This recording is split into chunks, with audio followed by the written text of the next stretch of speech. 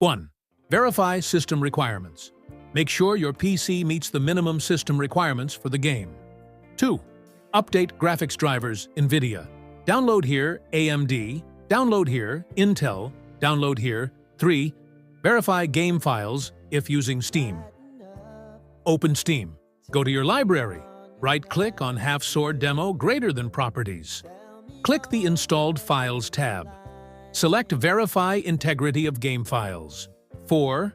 Run as administrator, navigate to the game installation folder. Right-click halfsword.exe or similar. Select Run as administrator. 5. Disable overlays.